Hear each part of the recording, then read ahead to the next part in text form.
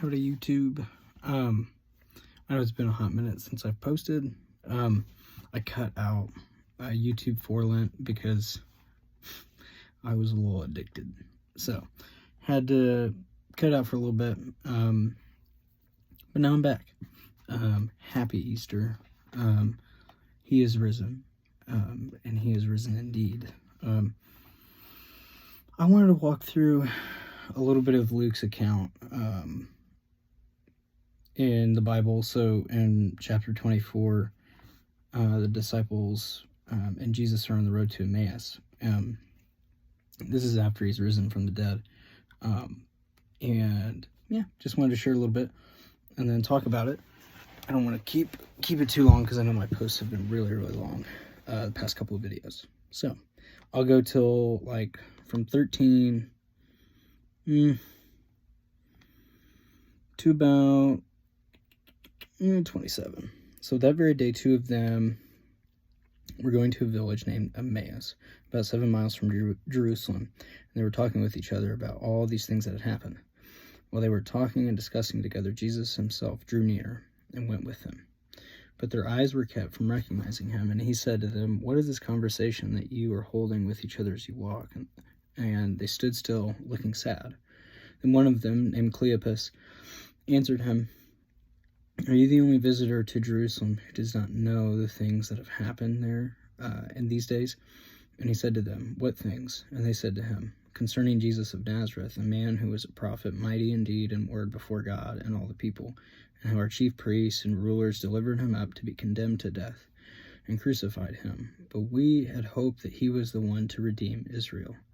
Yes, and besides all this, it is now the third day since these things happened. Moreover, some women of our company amazed us.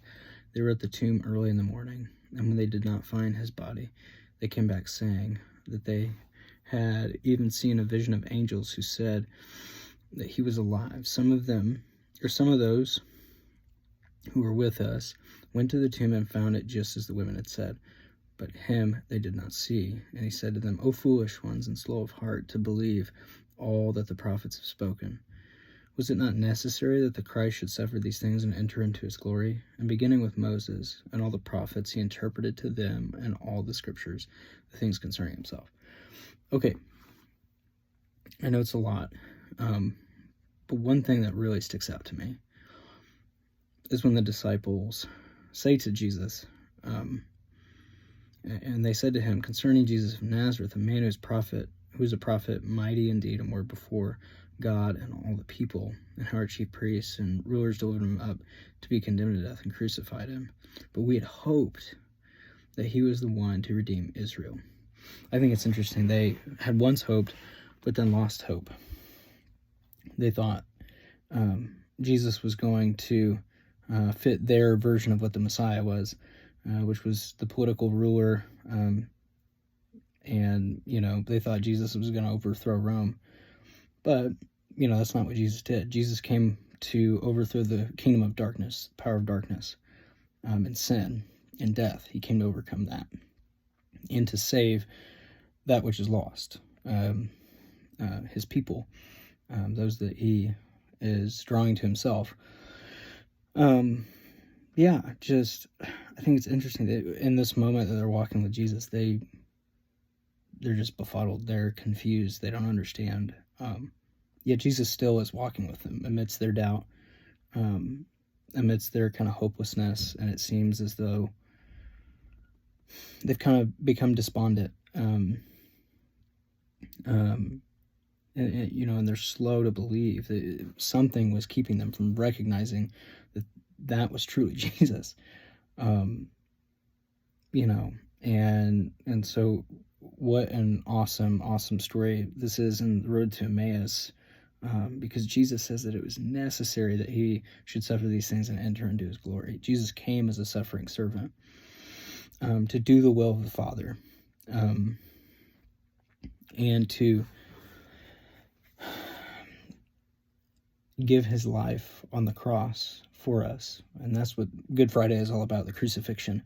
And I think oftentimes we think of Good Friday as really not that good, to be honest, and that it's bad, and, oh, Jesus died this day, let's not, you know,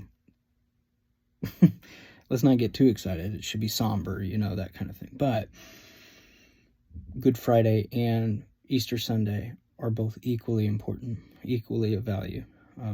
Jesus, in dying, put death to death. And I think that's really, really important for us to know as believers in Jesus Christ, that he has defeated death. And when we receive Christ, we participate in the life that he now lives. Jesus, in all of his just gloriousness, and we get to participate in his life. Like Paul says, I no longer, it is I who no longer live, but Christ lives in me.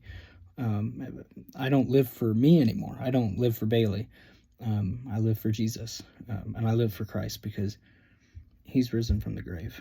So yeah, I hope this is encouraging. Hope you are well and fabulous. I think I'll post 2 videos today because it's been a while. I'll give more of kind of life update, things that I've been thinking about in the next one. But happy Easter to you. God bless you. And I hope that me walking through a little bit of the scriptures was encouraging. And I'm just so very grateful for all that God has done in my life and what he continues to do and constantly delivering me each day and saving me each day. It's not just a one-time thing, I am continually saved. Jesus continues to deliver me from sin, he delivers me from all that is afflicting me and that kind of thing. And it doesn't mean that he takes away the things that are hard in my life, but he gives me the strength and ability to walk through it with him. It's like he himself suffered. So it makes us think that we won't suffer. But suffering is a good sanctifier.